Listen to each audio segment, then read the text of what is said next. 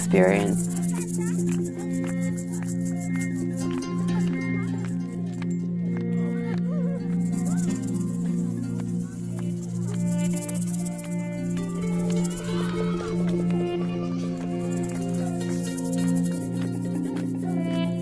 Before I arrived there, I was feeling pretty apprehensive.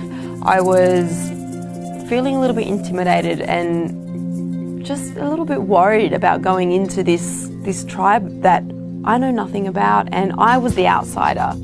I feel nervous and kind of apprehensive, but really curious all at the same time.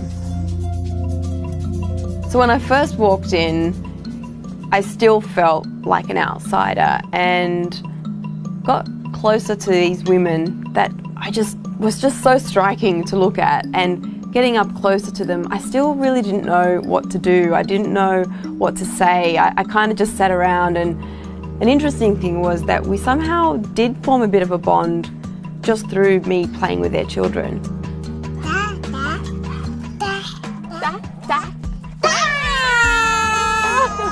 It was really special because I loved the way that the little kids were the first to sort of come over and start playing, and we couldn't even really talk.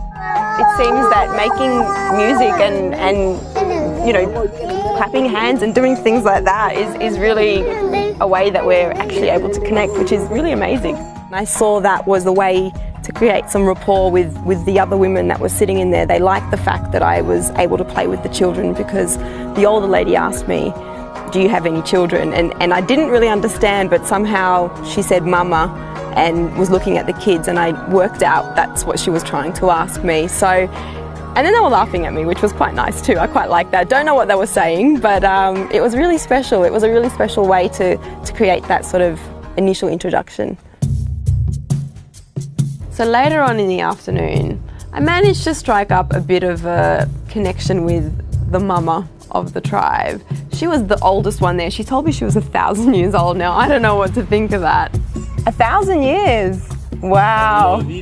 She looks unbelievable for 1,000 years. But somehow we kind of shared a sort of connection without even speaking the same language. So she was someone who was really happy to chat and talk all about the way they look, what they put on their skin, all their jewellery and their adornments and what it all means. So why is the way you dress and all the adornments so important to you and to being a Himba woman?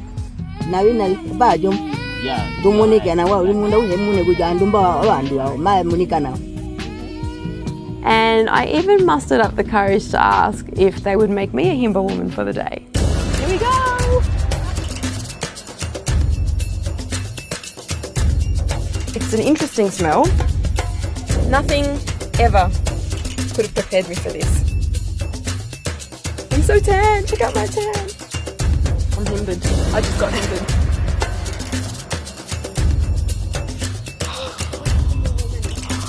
I'm freaking out, I can't believe this is happening.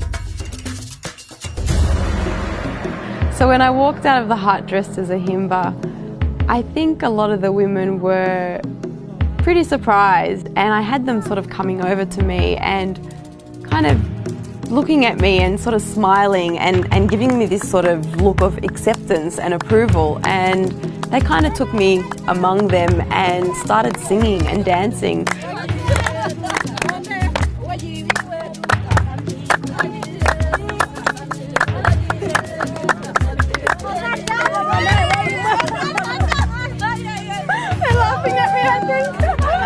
So I just joined in, and I'll be honest, I got so lost in that moment. There was this instant sort of wall that came down once I came out dressed as one of them. It felt like an initiation, really. And we all danced together and we're clapping and singing, and I really did feel like I was one of them, even though it was just for an afternoon. It was just like I was in another world. I stopped and said, am I dreaming? Like, is this a dream? I completely stepped into a world that I knew